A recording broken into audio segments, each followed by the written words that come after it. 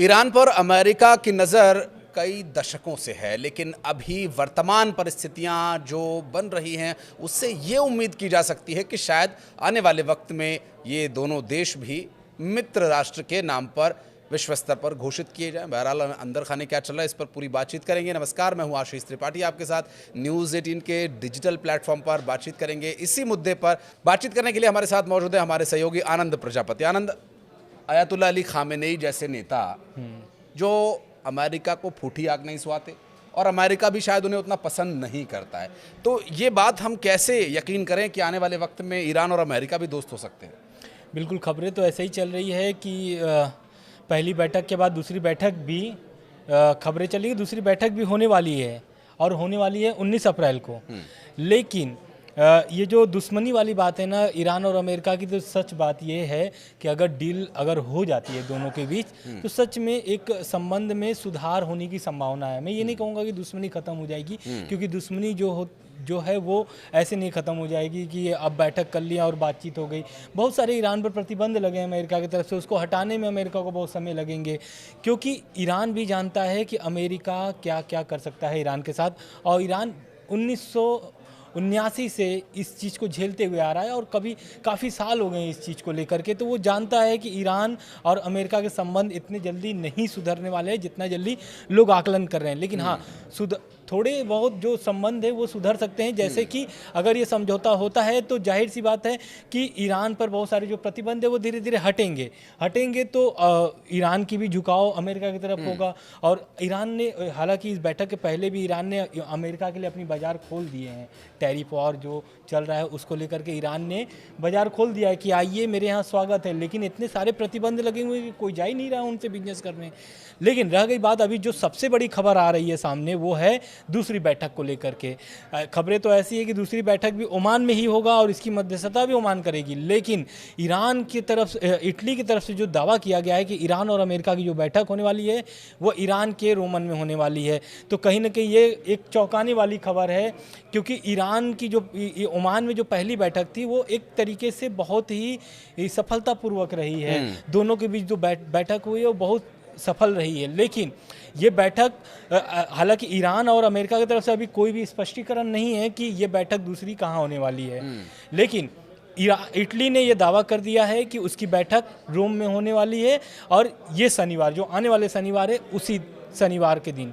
तो कहीं ना कहीं अपने आप में एक चौंकाने वाली ये खबर है। बिल्कुल बिल्कुल। और ये चूंकि when we in Rome be Roman, क्या ये चरितार्थ हो पाएगा? क्योंकि जब आप बातचीत के लिए मसलों को सुधारने की उम्मीद से एक टेबल पर बैठते हैं तो क्या वाकई वो साबित होगा सही, ये भी देखने का विषय होगा। और साथ ही साथ जिस तरह से अभी आनंद ने बताया कि दुश्मनी ख़त्म हो या ना हो, लेकिन डील होने पर कुछ हालात सुधर ज़रूर सकते हैं और जो दुश्मनी जैसा माहौल बना हुआ है वो कुछ हद तक शांत भी हो सकता है कि ठीक है, दिल मिले ना मिले, लेकिन हाथ मिलाने जैसी कंडीशन वहाँ पर अमेरिका और ईरान के बीच ज़रूर हो जाएगी। लेकिन अमेरिका ने जो ईरान को चेतावनी दी है आनंद, वो चेतावनी भी हमें लगता है कि लोगों को पता होना चाहिए कि ये चेतावनी किस संबंध में। और आप ये भी बताइएगा कि ये कैसी दोस्ती है कि आप एक तरह से चेतावनी दे करके उससे पहले एक तरफ आप बम मारने की धमकी दे रहे हैं, दूसरी तरफ फिर बात होती है दोस्ती की, तो ये कैसे संभव है कि एक तरफ तो धमकी और दूसरी तरफ फिर दोस्ती? धमकी असल में इसलिए ईरान को लगातार मिल रहा है क्योंकि परमाणु ऊर्जा एजेंसी जो है, अंतर्राष्ट्रीय परमाणु ऊर्जा एजेंसी का जो दावा है कि यूरेनियम बहुत ज़्यादा मात्रा में ईरान ने जमा कर चुका है, मतलब कि जुटा लिया है। तो उससे क्या होगा कि जाहिर सी बात है परमाणु बम बनाने के बहुत करीब है ईरान। और अमेरिका हमेशा से यही एक तरीके से आरोप लगाता आया है कि ईरान परमाणु बम बना रहा है, या फिर वो ईरान परमाणु बम बना रहा है तो उसको रद्द करे, उस प्रोग्राम को रद्द करे और ईरान के हाथ में परमाणु बम हाथ न लग पाए। लेकिन उसी संबंध में ट्रंप लगातार धमकी देते आए हैं और उसी संबंध में ये बैठक भी हो रही है। दूसरी बैठक भी जो ऐसा इटली दावा किया है कि रोम में बैठक होने वाली है, तो जाहिर सी बात है इसी सब मुद्दे पर होने वाली है। और अमेरिका 2-3 शर्तें रखी हैं, जैसा कि मैंने कल के वीडियो में भी इसका जिक्र किया था कि अमेरिका ने ईरान से 3 शर्तें रखे हैं। पहला शर्त तो ये है कि ईरान न्यूक्लियर डील पूरी तरीके से रद्द कर दे, न्यूक्लियर जो प्रोग्राम अपने यहाँ चला रहा है उसको पूरी तरह से रद्द कर दे। दूसरा कि जो नतांज और फ्लोरिडा में जो उनका परमाणु प्लांट है उसको ख़त्म कर दे, नष्ट कर दे। तीसरा यह है कि जो अपने सहयोगियों को, जैसे कि हमास, हिजबुल्लाह और हूती को जैसे सपोर्ट कर रहे हैं, पीछे से ईरान सपोर्ट कर रहा है, उसको सपोर्ट करना बंद कर दे। और ईरान हमेशा से ये सपोर्ट वाले मामले को लेकर के हमेशा से नकारा है, लेकिन आरोप लगातार लगते हैं और शर्त में भी यही बातें रखी है अमेरिका ने। तो कहीं ना कहीं आयतुल्लाह अली खamenei जानते हैं कि ईरान को क्या शर्तें मनवानी है, क्या शर्तें नहीं मनवानी है। ईरान पहले ही बड़ी जीत हासिल कर लिया, अब जीत हासिल कैसे कर लिया है ये बात समझने वाली है। दरअसल बैठक के पहले अमेरिका की तरफ से लगातार धमकी दी जा रही थी कि अमेरिका पे बमबारी होगी अगर अमेरिका डील नहीं करता है तो। दूसरा ये भी ट्रंप बोलते थे कि हम किसी की मध्यस्थता में बैठक नहीं करेंगे, बैठक ईरान और अमेरिका से सीधी वार्ता होगी, लेकिन ऐसा होता नहीं है। ओमान को मध्यस्थता करने पड़ता है और अमेरिका को इस बात को स्वीकारना पड़ता है। तो कहीं ना कहीं ईरान की ये पहली बड़ी जीत मानी जा रही है कि ईरान जो चाह रहा है वो धीरे धीरे अमेरिका कर रहा है। अब देखने वाली बात ये होगी कि बैठक के डील में जो ईरान ने जो रखा है शर्त, पहला शर्त तो ईरान का ये है कि जितनी भी उनको प्रतिबंध लगे गए हैं उसको हटाया जाए। दूसरा, जो तेल नियंत्रण बनाया हुआ है, जो तेल पर उसके बहुत सारे प्रतिबंध है, जो तेल नहीं बेच पा रहा है ईरान बाकी देशों से, तो वो प्रतिबंध हटाए। तीसरा ये है कि वो चाहता है कि जो 2015 में JCPOA के समझौते वाले बातचीत करना चाहता है, मतलब JCPOA जो समझौता था वो ईरान उसी पे बात करना चाहता है। और उसमें सबसे मुख्य पॉइंट जो ये है कि ईरान चाहता है कि उसका परमाणु कार्यक्रम जो है वो चलता रहे। ईरान बार बार नकारता आया है कि ईरान परमाणु बम नहीं बना रहा है, लेकिन परमाणु प्रोग्राम वो चलाता रहेगा। दोनों में बहुत अंतर है। निश्चित रूप से। अब देखिए, अब इतना सारा यूरेनियम ईरान ने इकट्ठा कर लिया, अब उसे वो दिवाली पे फुलझड़ी तो जलाएगा नहीं। इतनी पावर इकट्ठी करने का सीधा सा मतलब है कि परमाणु संपन्न देश वो भी हो जाए, और हर देश जब परमाणु संपन्न होने की दौड़ में है तो फिर ईरान भला पीछे क्यों रहे। ईरान के पास हथियारों का अच्छा खासा जखीरा और भंडार भी है। अब अमेरिका चेतावनी दे रहा है कि ठीक है, डील हुई तो ठीक, नहीं तो हम तो बम मार देंगे, हवाई हमला कर देंगे। तो ये एक तरह से गन पॉइंट पर लेकर के ज़बरदस्ती अपनी बात मनवाने वाली कंडीशन है। लेकिन आयतुल्लाह अली खामेनेई भी कम नहीं है, उन्होंने भी इस तरह की बातों से संकेत साफ दे दिए हैं कि ठीक है, हाथ मिले ना मिले, दिल मिले ना मिले, लेकिन ये आपकी शर्तों पर हम सारे काम नहीं करेंगे। शायद इसी बात का परिणाम था कि ईरान पर 2 और नए प्रतिबंध लगा दिए गए। बिल्कुल, नए प्रतिबंध तो लगे हैं। और जो आप बात कर रहे हैं ना परमाणु वाली, वो सच में एक बयान भी आया था ईरान का। दरअसल यूएन की तरफ से जो परमाणु निगरानी संस्था है, उनके निरीक्षक जो है कि वहाँ पर जा रहे हैं ईरान में निरीक्षक इसी हफ्ते। वो निरीक्षण करेंगे कि उनका परमाणु प्रोग्राम कहाँ पर कैसे चल रहा है, क्या कहाँ तक पहुँचा हुआ है। तो इसको लेकर के ईरान ने धमकी दिया था। ईरान ने धमकी दिया था कि अगर ऐसी अमेरिका लगातार धमकी देता रहा तो यूएन के जो परमाणु निगरानी संस्था की तरफ से जो निरीक्षक आ रहे हैं उनको देश में घुसने नहीं दिया जाएगा।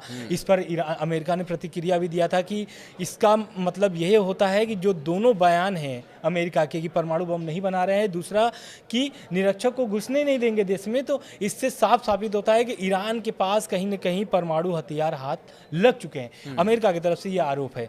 तो और रही बात जो नए प्रतिबंध के, तो ईरान के पिछले हफ्ते भी, बैठक के पहले भी अमेरिका कई नए प्रतिबंध लगाए थे और अभी बैठक के बाद फिर 2 नए प्रतिबंध लगाए हैं जिसको सूची में शामिल भी कर लिया गया है। और ये जो दोनों एक तरीके से प्रतिबंध है, ये ईरान के लिए बहुत घातक होने वाले हैं। आने वाले समय में और घातक होंगे और नुकसान ईरान को पहुंचाएंगे। लेकिन ये तो बात प्रतिबंध की है। अब ईरान न प्रतिबंध लगातार देखते देखते लगते लगते वो देख रहा है कि लगातार ईरान पर प्रतिबंध लग रहे हैं, तो एक तरीके से वो अभ्यस्त हो गया है। उसको कोई फर्क ही नहीं पड़ता है। क्यों? क्योंकि उसके साथ 2 वीटो पावर साथ में है। एक पहला है रूस और दूसरा है चीन। इस बयान को लेकर के अभी जो इटली ने जो दावा किया है और जो पहली बैठक ओमान में हुई है, उस पर चीन की अभी कोई प्रतिक्रिया नहीं आई। बाकी सारी देशों के प्रतिक्रिया आए हैं और उसने बोला है कि ये जो सकारात्मक कदम उठाए गए हैं, जो सकारात्मक बैठक की गई है, सफलतापूर्वक जो बैठक हुई है, इससे कहीं ना कहीं आने वाले समय में एक अच्छा परिणाम दोनों के बैठक से निकल के आएगा। लेकिन चीन पर इसका कोई प्रतिक्रिया नहीं आता है, जबकि चीन ईरान का बहुत खास सहयोग है उसका रहता है, या यूं कहें कि अमेरिका का बहुत बड़ा विरोधी है, इसलिए वो उन देशों के साथ रहता है जो अमेरिका का विरोध करते हैं अंतर्राष्ट्रीय स्तर पर। और जिन वीटो का आपने जिक्र किया, रूस और चाइना के पास तो ये वीटो है ही, और साथ ही साथ ईरान जैसे देश को भी मुझे लगता है कि जो बैक सपोर्ट मिलता है इन दोनों देशों से, इसी वजह से वो अमेरिका जैसे पावरफुल और शक्तिशाली देशों को 2 टूक जवाब भी दे देता है। और ईरान की जो बैक पावर है वो भी खुद अमेरिका के इस रवैये से कई बार दो चार हो चुके हैं। हम अभी हाल के दिनों में देख रहे थे, जैसे रूस यूक्रेन युद्ध का जो विषय सामने आया था, उसकी मध्यस्थता को लेकर के पुतिन के साथ बातचीत और चर्चा विटकॉफ करने के लिए पहुंचे थे, और संभावना ये भी जताई जा रही थी कि ट्रंप भी बहुत जल्दी वहां पहुंचेंगे। हमने इस पर एक वीडियो भी बनाया था, और उसमें भी चर्चा ये हुई कि अभी तक तो जो दोस्ती होने की संभावनाएं दिखाई दे रही थी, फिर वो अचानक दुश्मनी में बदल गई। एक बार फिर अमेरिका जो है रूस के सामने तनकर खड़ा हो गया और पुतिन की उन बातों को नकारने लगा, जिसके लिए वो बार बार अमेरिका से गुहार लगा। तो इस एंगल से अगर देखें तो आनंद, ये बताइए कि जब भी अमेरिका किसी भी देश के साथ दोस्ती करने के लिए हाथ बढ़ाता है, या किसी भी मंच पर वो दोस्ती की ओर बढ़ते नजर आते हैं, तो उसमें कुछ दिन के बाद ऐसी खबरें फिर सामने आती हैं कि दोस्ती नहीं तो ठीक है, अब दुश्मनी और भी ज़्यादा खतरनाक होगी। तो ये जो शर्तें अमेरिका लगाता है, ये सिर्फ अपने निजी हित के लिए लगाता है, या अंतर्राष्ट्रीय स्तर पर कोई नियंत्रण ऐसा ज़रूरी है कि वो होना चाहिए ऐसे देशों के ऊपर? बिल्कुल, देखिए अमेरिका तो जाहिर सी बात है वो अपने निजी स्वार्थ के लिए तो करता ही है, वो निजी स्वार्थ के करता है, साथ में वो अंतर्राष्ट्रीय लेवल पर अपना दबदबा बनाए रखने के लिए इस तरीके का वो फैसला लेता है। और ख़ास करके एक तरीके से अगर आप देखेंगे भी, जो अमेरिका आरोप लगाता है ईरान पर कि अगर परमाणु हाथ लग जाता है तो कहीं ना कहीं बहुत सारे देशों के लिए नुकसान होंगे, इजराइल को नुकसान होंगे, लेकिन एक पक्ष की तरफ से बात करना ठीक नहीं होगा, क्योंकि ईरान के ऊपर जो प्रतिबंध लगे हैं वो आज से नहीं लगे हैं, वो लगातार लगते आए हैं। और जब से ट्रंप आए हैं 2016 से, तब से स्थिति और ख़राब हो गई है। लेकिन जो ओमान में पहली बैठक हुई है, इससे स्थिति थोड़ा सुधरते हुए नज़र आ रहे हैं। अब बात रह गई आपके बिटकॉप की, तो बिटकॉप भले रूस में हार गए इन द सेंस, जो प्रस्ताव लेकर गए थे उसको पुतिन नहीं स्वीकार बात किए, नहीं मानी गई। लेकिन ये जो ईरान और अमेरिका की बैठक हुई थी, इसमें बिटकॉप एक तरीके से सफलता हासिल किए हैं, क्योंकि बैठक जो हुई है वो बहुत सफल रही है। तो कहीं ना कहीं बिटकॉप जो है वो ट्रंप के तो बहुत खास हैं ही, और वो अंतर्राष्ट्रीय लेवल पर बहुत जानकार आदमी हैं, तो वो जानते हैं कि ईरान से मुझसे क्या बात करनी है, और हमें रूस से क्या बात करनी है, और चीन से क्या बात करनी है। रह गई बात ये परमाणु शक्ति को लेकर के कि परमाणु हथियार बना लेगा नहीं बना लेगा, वो तो आने वाला समय बताएगा कि ईरान के पास कितने परमाणु बम बना लिए हैं या नहीं बना लिए हैं, लेकिन ईरान अभी इससे साफ नकारता है। नहीं, ये बात जो कि बहुत सारे लोगों का आपने अच्छा जिक्र किया, मुझे इस बारे में भी लोगों को ज़रूर कौतूहल रहता है, और कमेंट सेक्शन में लोग पूछते भी हैं कि, और कई लोग तो बोलते हैं कि ईरान के पास तो पूरा जखीरा मौजूद है, परमाणु हथियार उनके तैयार हो चुके हैं, रेडी टू फायर है, लेकिन ईरान चुप बैठा हुआ है किसी वजह से। क्या ये जो आशंकाएं जाहिर की जाती हैं, कितनी सच्चाई आप इसमें मानते हैं कि इसमें सच्चाई हो सकती है? क्योंकि एक देश जो यूरेनियम का भंडार इकट्ठा करे, वो जाहिर सी बात है कोई फुलझड़ी तो जलाएगा नहीं, तो कुछ तो वो कर रहा है, या कुछ तो ऐसा है जो हो चुका है जिसको लेकर के अमेरिका बार बार और डपट करके ईरान पर चढ़ बैठता है। दरअसल हुआ क्या कि अभी अमेरिका लगातार धमकी दे रहा है ईरान को, लेकिन उसका लगातार पलटवार किससे कर रहा है? कभी अपने मिसाइल सिटी को दिखा करके वीडियो, तो कभी बैलिस्टिक मिसाइल को दाग करके, जैसे कि अभी पिछले साल जो इजराइल पर हमला हुआ है ईरान की तरफ से, करीब 200 मिसाइलें दागी गई थी इजराइल पर। तो ईरान कभी भी झुका नहीं है अमेरिका से, लगातार उसका जवाब दिया है। अब जो बैलिस्टिक मिसाइलें का जखीरा उसके पास है, ईरान एक मिसाइल सिटी बनाया हुआ है, और उसका कुछ दिन पहले ईरान ने उसका वीडियो भी जारी किया था, जिसमें वीडियो में देखा गया है कि IRGC के प्रमुख और ईरान के जो सेना के प्रमुख है वो दोनों शामिल थे। मैं बता दूं कि दोनों अलग अलग हैं। IRGC जो है वो आयतुल्ला अली खमनेई के नेतृत्व में चलती है, जो सुप्रीम लीडर है, और जो ईरान की सेना है वो तो शासन प्रशासन की तरफ से जैसे चलता है वो वैसे चलता आया है। ये दोनों जो प्रमुख हैं, ये आर्मी की जो जीप होती है उस पर वो चढ़ करके निरीक्षण करते हैं, मतलब उसके माध्यम से। तो उसमें देखा गया है कि कितने मतलब भारी मात्रा में बैलिस्टिक मिसाइलें ईरान के पास शामिल है। एक सुरंग की तस्वीरें भी सामने आई। बिल्कुल वही सुरंग की मैं बात कर रहा हूँ, जिसमें उस सुरंग में बहुत हजारों की संख्या में बैलिस्टिक मिसाइल है। लेकिन इस शर्त में मैं एक और बात बता दूं कि जो पहली बैठक हुई है उसमें ये शर्त रखा है अमेरिका ने कि आपको बैलिस्टिक जो मिसाइलें हैं उसको भी रद्द करना पड़ेगा आपको। तो वो चाहता है कि अमेरिका ये चाहता है कि ईरान के पास कोई भी ऐसे हथियार ना हो जिससे किसी देश को नुकसान पहुँचे। लेकिन ये एक चीज़ ये समझना जरूरी है कि कोई भी देश अगर अपने लिए हथियार बनाता है तो जाहिर सी बात है अपने लोगों की सुरक्षा के लिए वो बनाता है। तो उसको बचाव के लिए भी तो उसको कुछ चाहिए। हाँ। तो ये ईरान का यही दावा है कि भाई मेरे बचाव के लिए भी तो कुछ चाहिए कि मैं निहत्थे खड़ा रहूं जंग में। हाँ, नहीं ऐसा और उनका दावा है। और ईरान जैसे देश को परमाणु संपन्न हो जाना भी अपने आप में अपने आप खतरा में है। हाँ बिल्कुल खतरा है।